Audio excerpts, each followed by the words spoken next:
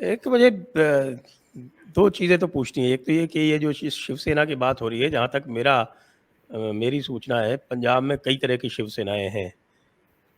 पंजाब शिवसेना भी है, ये शिवसेना बाल ठाकरे है और तरह-तरह की शिवसेना, कई सारी शिवसेना है। और ये जो हमारी शिवसेना है, इसके पहले की है। जो अभी महाराष्ट्र वाली शिवसेना है, इसके पहले की भी शिवसेना है यहाँ पे। तो एक तो ये थोड़ा-सा स्पष्ट करें, और दूसरी बात ये है कि ये जो खेल खेला जा रहा है, तो जो वर्तमान सरकार है, ये इतनी ज़बरदस्त मेजॉरिटी के साथ, इतने ज़बरदस्त बहुमत के साथ आई हुई है, तो इसको इसमें क्या लाभ मिल रहा है? इससे तो जो भी होगा, अगर राजनीतिक दृष्टि से भी देखा जाए, पुलिस इनके पास है, तो ये जो कुछ भी करना चाहते हैं, पुलिस के माध्यम से कर सकते हैं। ये खेल खेलने में इनको क्या लाभ मिल रहा है? दोनों जवाब। पहला, शिवसेना ना सिर्फ पंजाब में देयर आर सेवरल शिवसेनास, बल्कि अन्य मुल्कों में भी, जैसे नेपाल है, शिवसेना नेपाल एक अलग आउटफिट है which has got nothing to do, जिसका कोई लेना देना नहीं इंडिया की शिवसेना से। शिवसेना नेपाल के अनिल बासनेत करके, अनिल बाबा करके उसके राष्ट्रीय अध्यक्ष हैं, वो एक बिल्कुल अलग जत्थेबंदी है। बट जो मैं सुन रहा हूँ और जो मीडिया रिपोर्ट्स हैं, उसके अंदर ये आ रहा है कि जो ये हरीश सिंगला की हम बात कर रहे हैं, हरीश सिंगला ने, जो शिवसेना पंजाब के प्रमुख हैं, उनको इन्होंने बताया कि हम ये करने जा रहे हैं, उनसे स्वीकृति ली, और उसके बाद ये सब उन्माद हुआ। और कल की डेट में ही इसकी हरीश सिंगला की गिरफ्तारी हुई। हरीश सिंगला की गिरफ्तारी के तुरंत बाद ऐसा रिपोर्ट्स है कि उद्धव ठाकरे से पूछा गया कि इसको रिमूव करना है, तो उनके कंसेंट के बाद शिवसेना बाल ठाकरे, जो पंजाब के अंदर नाम लिया जाता है इस गठबंधन, इस जत्थेबंदी का, उस जत्थेबंदी का ये जो व्यक्ति है, उसको एक्सपेल किया गया शिवसेना से। तो सर्कमस्टांशियली अगर जो मैं पढ़ रहा हूं या मैं समझ पा रहा हूं, तो it is the same Shiv Sena जो महाराष्ट्र से ऑपरेट होती है बाल ठाकरे के नाम से, उसको यहाँ पे एसोसिएट किया जाता है to differentiate between this Shiv Sena and other Shiv Sena. एक बात। दूसरी बात, आपने बोला कि व्हाट हैज आम Aadmi party stand to gain. देखिए, Aam Aadmi Party stands to gain what? अगर यही स्थिति दिल्ली में जो इन्होंने शाहीन बाग में की, यही कुछ जो जहांगीरपुरी में हुआ, यही कुछ जो लाल किले पे किया, तो ये what are they gaining out of it? ये पोलराइजेशन से एक तरफ के वोटों को अपनी तरफ अट्रैक्ट करते हैं, एक तरफ के लोगों को कहीं ना कहीं भय की स्थिति पैदा की जाती है। एक ऐसा प्रदेश जिसके अंदर 56% के लगभग सिख पॉपुलेशन हो, उनके अंदर अगर एक सेंटीमेंट को भड़काया जाए। देखिए, जब से सिख कौम स्थापित हुई है, दसवें पिता गुरु गोबिंद सिंह साहब सच्चे पातशाह ने 13 अप्रैल 1699 में सिख कौम साजी। हम निरंतर जंग की स्थिति में, हम हमारी स्थापना ही लड़ने के लिए की गई थी। We have been continuously fighting. और एक बात मैं वाजे कर दूं, सिखों से लड़के कोई जीत नहीं पाया, ना कोई जीत पाएगा।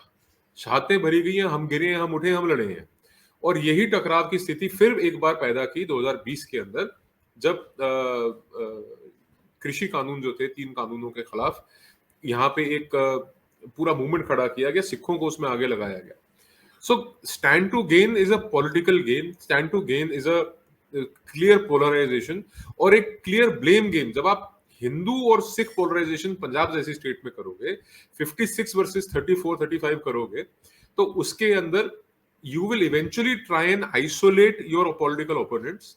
और आप हर एक चीज के लिए, जैसे आज भगवंत मान का बयान आया कि ये जो झगड़ा था, ये दो कौमों के बीच में नहीं था, ये दो मजहबों के बीच में नहीं था, ये शिवसेना बीजेपी, अब ये यहाँ पे शिवसेना बीजेपी का गठबंधन बता रहे हैं पंजाब में, जो कि महाराष्ट्र में फेल है। देखिए, मतलब इलॉजिकल बात है। आई डोंट नो मतलब किस समय बयान दिया भगवंत ने, तो that probably needs to be checked. और दूसरी तरफ शिरोमणि अकाली किस दल, समय दिया है? हाँ वो आप समझ रहे हैं।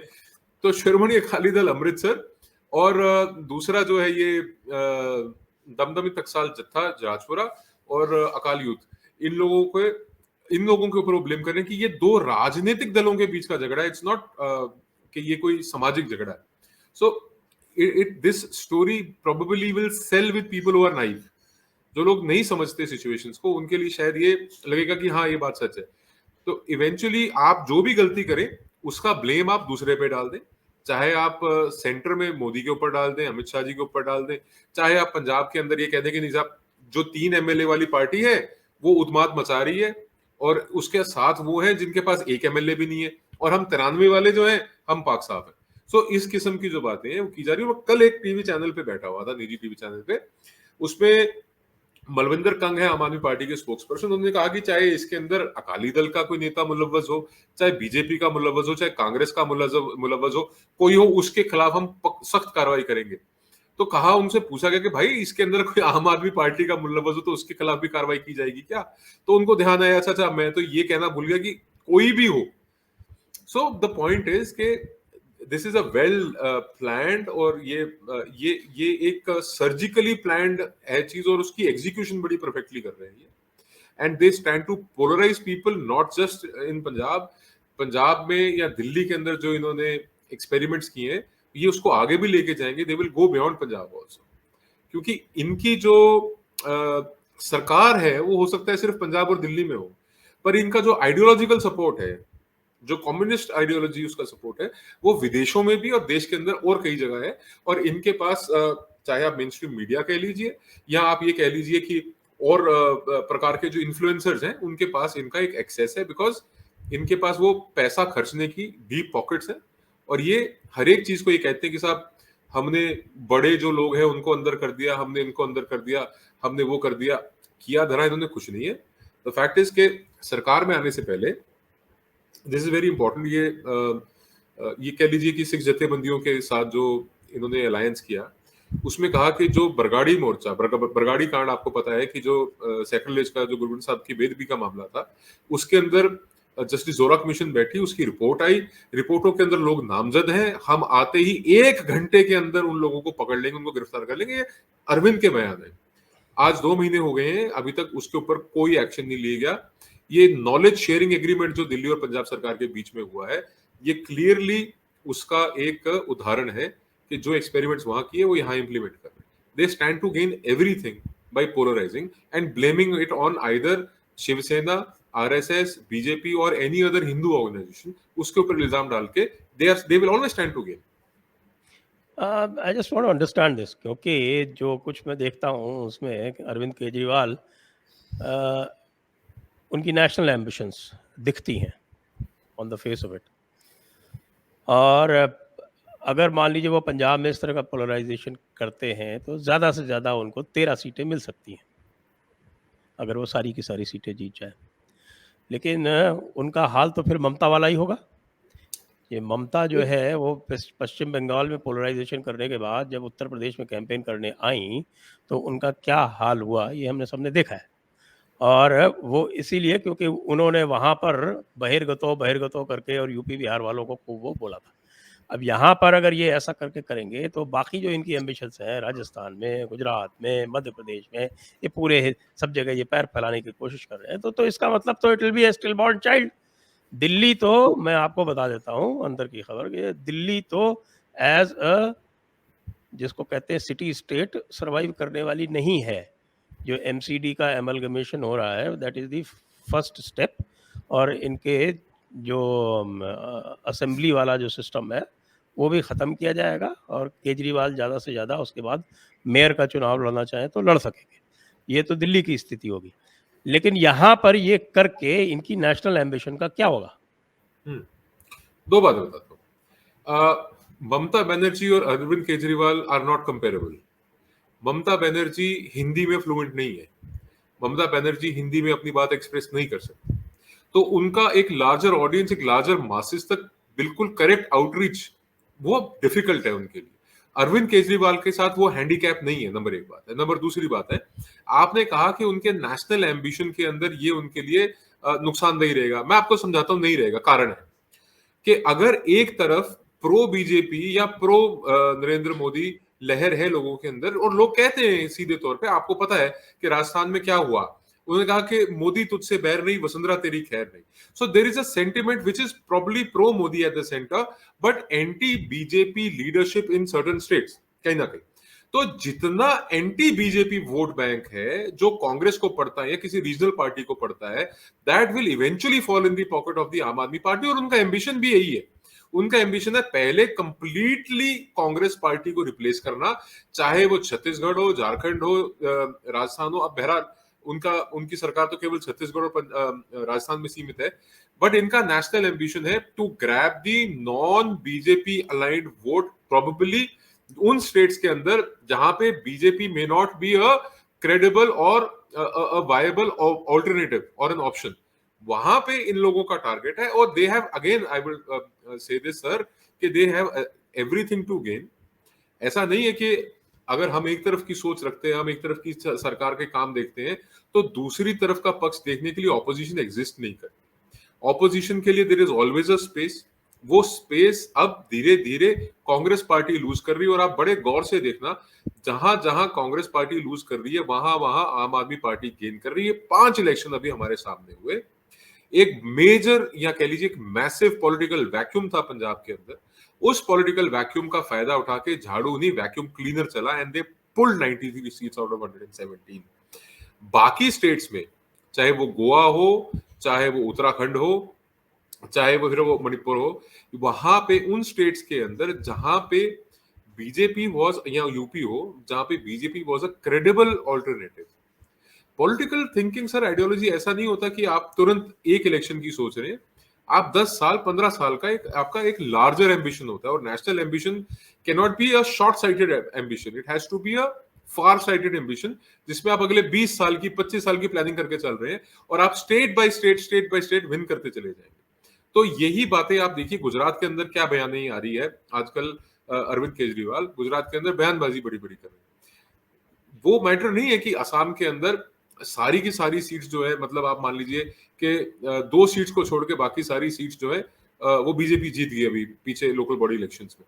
आप आम आदमी पार्टी का परफॉर्मेंस देखिए, उनका फुटप्रिंट पहले क्या था, आज क्या है, कितने सीटों के ऊपर उन्होंने कितने वोट्स गैदर किए, आपको वहां से पता लगेगा कि धीरे धीरे replacement of Congress and emergence of Aam Aadmi Party as an alternative to the BJP for non BJP minded voters, ये उनका नेशनल एम्बिशन है।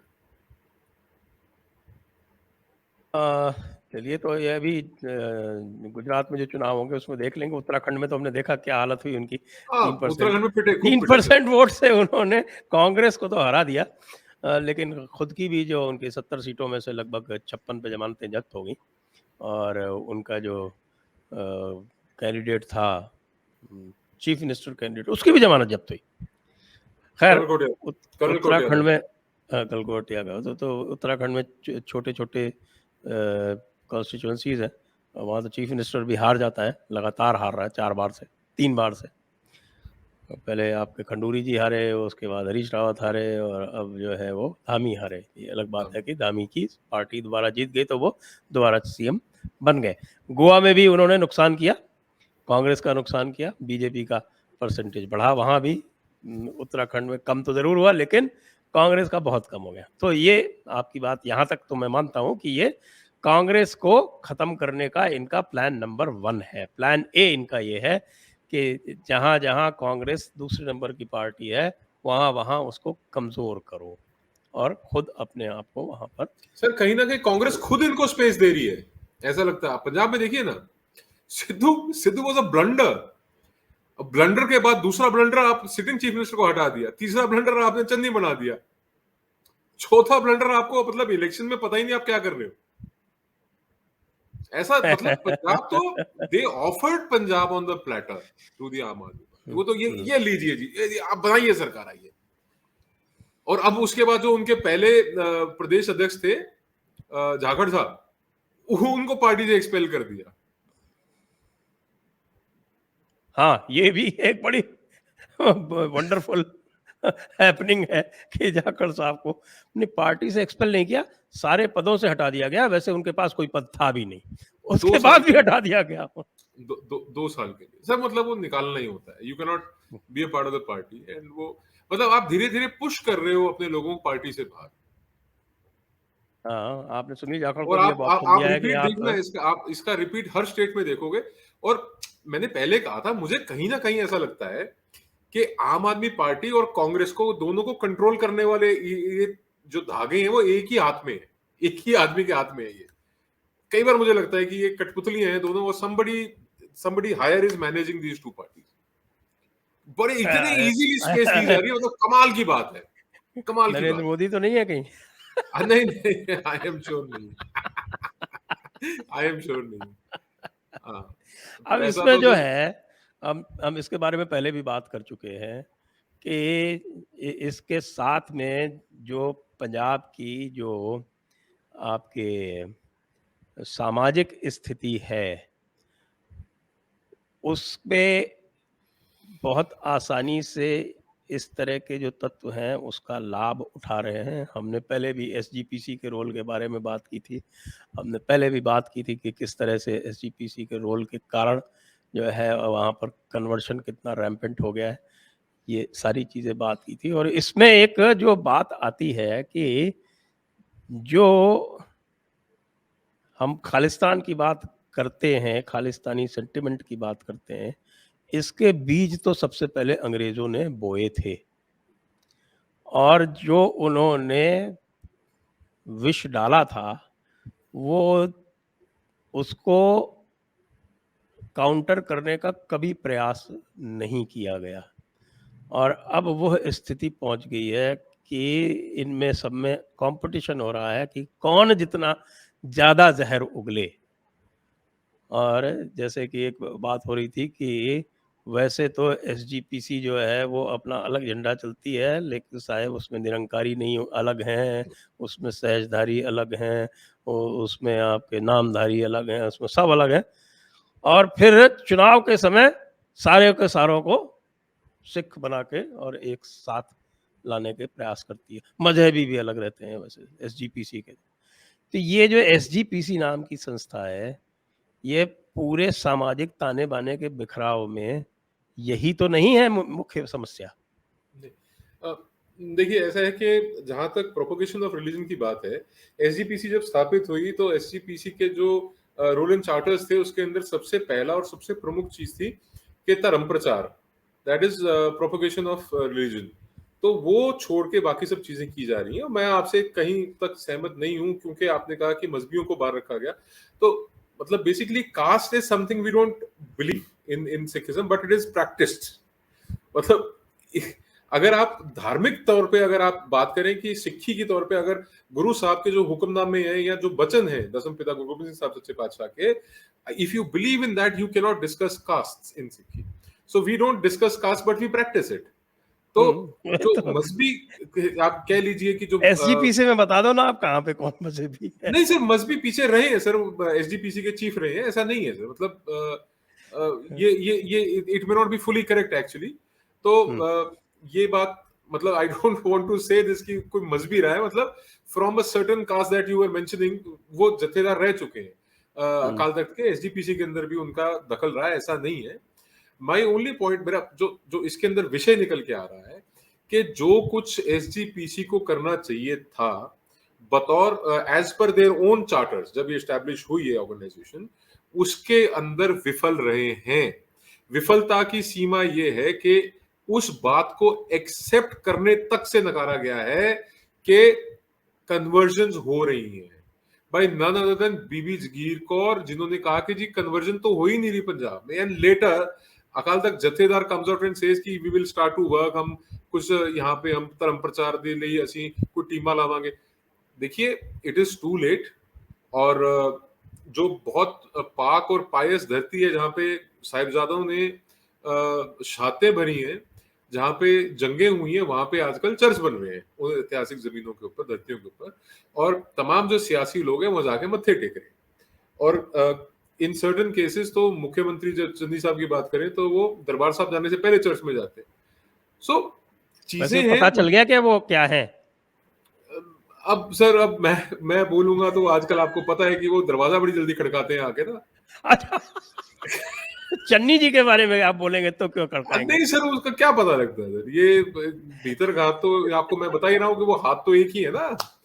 तो ठीक है, मतलब वो in practice he appears to be a Christian and in appearance he appears to be a Sikh. तो कहीं ना कहीं चीजें हैं। और ये तो सिर्फ उनका एग्जाम्पल नहीं है, ये ऐसी एक बहुत बड़ी पॉपुलेशन है पंजाब में जिनकी प्रैक्टिस में और अपीयरेंस में बड़ा फर्क है। तो है, this is a hard fact. But आपने जहां तक एसजीपीसी को ब्लेम किया, I pin the blame on them also. और उसका एक बहुत बड़ा रीजन ये है कि जो डीकपलिंग ऑफ एसजीपीसी और the Sikh affairs with politics ये बहुत जरूरी है।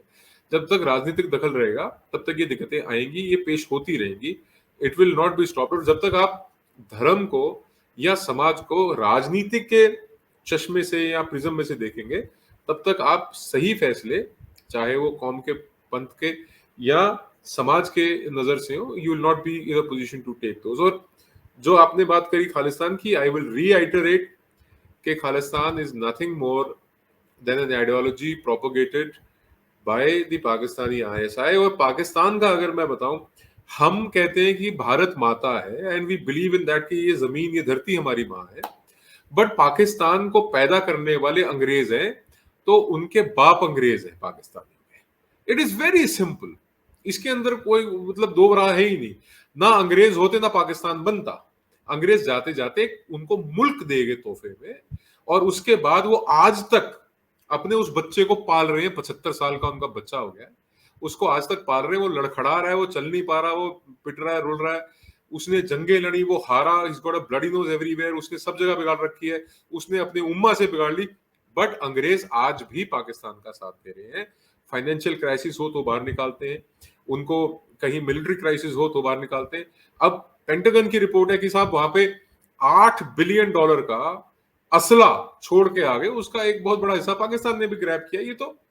ये चीजें ऐसी हैं साहब कि ये दे will always try and keep India destabilise. तो खालिस्तान अगेन, आप कोई मूवमेंट देख लीजिए जो सेपरेटिस्ट मूवमेंट है दुनिया के किसी हिस्से में, उनके हेडक्वार्टर्स आपको वेस्ट में मिलेंगे, नॉर्थ अमेरिका में, कनाडा, यूएस में, या यूरोप में आपको मिलेंगे, यूके में, जर्मनी में। तो ये जितनी प्रोपोगेशन चल रही है इन सब बकवास की, चाहे वो गुरपतवंत पन्नू हो, he is in UK, he is in USA, या और तमाम लोग हैं। अब कहने को तो रवि खालसा जो है वो खालसा एड वाला, he runs good Samaritan organisation, but उसके अब कभी अकाउंट्स चेक करो ना साहब, वो 80-85% तो एडमिनिस्ट्रेटिव एक्सपेंसेस के नाम पे डोनेशन खा जाता है। 10-15% में से वो लगाता कितने और कितने वो फर्दर प्रिविलेज करता है, वो देखो। सो मेरा पॉइंट ये है sir, eventually at the end of the day, कि हम लोगों को हमेशा इन अ स्टेट ऑफ वॉर, एक जंग की स्थिति में झोंक के रखने की कोशिश की गई है। अब जब लड़ने के लिए कोई और नहीं दिखता इनको, तो अब ये एक हिंदू सिख भाईचारा जो पंजाब की होंद है, उसको सीधे तौर पे उसके ऊपर एक आघात किया जा रहा है। और मैं बार बार इसलिए कह रहा हूं कि ये it's a very dangerous experiment जो ये पंजाब में दोबारा किया जा रहा है, और इसका जो अंजाम है ये पहले से बहुत बुरा होने जा रहा है। एंड मेरा जो सबसे बड़ा कंसर्न है कि human lives will be lost, इंसानी जानें जाएंगी, घर बर्बाद होंगे, एक पूरी नस्ल खराब हो जाएगी दोबारा। और ये लोग जो प्रोपोगेट कर रहे हैं, चाहे 80 के दशक में मुस्लिम्स के अंदर एक कट्टरपंथ की बात हुई, उनको रेडिकलाइज करने की बात हुई, और वेस्ट ने उसको प्रोपोगेट किया, सपोर्ट किया, वो अलग अलग दुनिया के हिस्सों के अंदर अलग अलग कारणों से हुआ। अब आज सिखों को रेडिकलाइज करने की दोबारा कोशिश की जा रही है, दोबारा रेडिकलाइज किया जा रहा है, कोशिश की जा रही है। सवाल यह है कि जैसे लोगों ने अपने बच्चे खोए इस आप कह लीजिए इस्लामिक मूवमेंट के अंदर, यहाँ जहाँ पे रेडिकलाइजेशन हुई या ब्रेन वॉशिंग हुई, कोई ह्यूमन बम बन के उड़ रहा है, कोई वेपन ट्रेनिंग लेके जंग लड़ रहा है, कोई गोलियों से मर रहा है, कोई ब्लास्ट में मर रहा है, कहीं इनकाउंटर्स हो रहे हैं, ग्लोबली हो रहा है ये। क्या वो कीमत अदा करने के लिए हम तैयार हैं? क्या हम पंजाब को अफगानिस्तान बनाना चाहते हैं? क्या हम पंजाब को इराक बनाना चाहते हैं? क्या हम पंजाब को ऐसी स्थिति में लेके जाना चाहते हैं कि जहां दोबारा एक आपसी टकराव की, आमने सामने की लड़ाई हो, जिसके अंदर टकराव ना सिर्फ एडमिनिस्ट्रेशन के साथ या सरकार के साथ हो, वहां पर टकराव कम्युनिटीज के बीच में भी हो? क्या हम उस चीज के लिए तैयार हैं? So the answer is no. तो बेहतर ये है कि nip the evil in the bud. और ये अब प्रशासन, देखिए पहले बातें करना आसान था जब तक ऑपोजिशन में थे, अब आप पोजीशन में, सत्ता में, तो you should nip the evil in the bud. और आपने खुद कहा है कि आपको हर एक बात का पता है कि कौन कौन लोग मुलव्वस है, तो आप उनको पकड़ लीजिए। अब प्रॉब्लम ये है कि इनसे पैसा ले रखा है, यहां तक पहुंचने के लिए इनसे पैसा लिया हुआ है, तो ये खालिस्तानियों के खिलाफ एक्शन नहीं ले सकते जल्दी से। और मेरे को लगता है कि एक ऐसा वक्त, भगवान ना करे, परमात्मा ना करे, ऐसा वक्त है कि जहां पे सिचुएशन इतनी बिगड़ जाए कि दोबारा जो है सेंट्रल एजेंसीज को या मिलिट्री को या और पैरामिलिट्री को आके यहाँ पे सिचुएशन संभालनी पड़े। तो ये अभी एक स्थिति ऐसी है जो संभाली जा सकती है। इससे आगे अगर आप इसको बढ़ने देंगे, और प्रोपोगेट किया जा रहा है, इसको एक इंस्टीट्यूशनल सपोर्ट दिया जा रहा है, तो ये सबसे बड़ी परेशानी है। संजय सर, जो आप खालिस्तान की बात कर रहे हैं, बाहर बैठ के गुरपतवंत हो या और कोई हो, ये कुछ बोलते रहे, फर्क नहीं पड़ता। पर जब यहाँ पे जमीन के ऊपर आप उसको प्रोपोगेट करेंगे, ऐसे लोगों के ऊपर आप एक्शन नहीं लेंगे, फिर ये प्रॉब्लम है। सोल्यूशन क्या है? अगेन, सोल्यूशन क्या है? इसका हल क्या है? हाँ, सिंपल है। The constitution is the rule book, और अगर कहीं पे ये इस चीज का कवर लिया जाता है कि खालिस्तान का नाम लेना सिडेशन नहीं है, तो एक रिव्यू पिटीशन फाइल करनी चाहिए कि जो लोग खालिस्तानी मूवमेंट के साथ हैं उनका इवेंचुअल एम क्या है, टारगेट क्या है, और अगर इनके ऊपर सिडेशन या यूएपीए ना स्लैप किया जाए तो क्या किया जाए। अब ये जिसकी मैं बात कर रहा था, ब्रजेंद्र सिंह परवाना, इसने दुनिया भर के गाने गा रखे हैं खालिस्तान को लेके या भिंडरावाले को लेके। ये प्रोपोगेशन है, ये इस आइडियोलॉजी का, इस आइडिया का प्रोपोगेशन है, और उस प्रोपोगेशन को सुप्रीम कोर्ट अलाउ कर रहा है। तो कहीं ना कहीं इसके ऊपर एक ठल लगनी चाहिए। It should be stopped, it should be stopped immediately. और ये इस तरीके की कोई भी बात करे, चाहे हरीश सिंगला वर्गे हो कि जी हमने खालिस्तान मुर्दाबाद के नारे लगाने, पर तुमको खालिस्तान एग्जिस्ट करता है क्या, तुम उसको मुर्दाबाद कर रहे हो? वहां कहते हैं जी खालिस्तान मुर्दाबाद के नारे नहीं लगाने देंगे। खालिस्तान एग्जिस्ट करता है कि तुम मुर्दाबाद के नारे नहीं लगाने दोगे? सो ये अलाउ किया जा रहा है होना। एंड ओनली थिंग इज के आपको बड़े स्ट्रिक्टली और बड़े स्टर्नली लोगों के साथ डील करना चाहिए। You have to set an example on both sides, whether it is Shiv Sena और whether it is Shiromani Akali Dal Amritsar और whether it is anybody from the Aam Aadmi party. तो इन चीजों के ऊपर रोक लगानी चाहिए, वो चाहे वो किसी राजनीतिक दल से संबंध रखता हो, कांग्रेस, बीजेपी, शिवसेना, अकाली दल, आम आदमी पार्टी, कुछ भी हो, एनीबॉडी, कोई देश के खिलाफ बात करता है या जो कोई पीस को डिस्टर्ब करने की बात करता है, put him in the jail, make an example out of him. कि देश को तोड़ने की और सामाजिक सौहार्द को और सामाजिक जो भाईचारा है और जो पीस है उसको डिस्टर्ब करने की, शांति को डिस्टर्ब करने की इजाजत किसी को नहीं देनी चाहिए।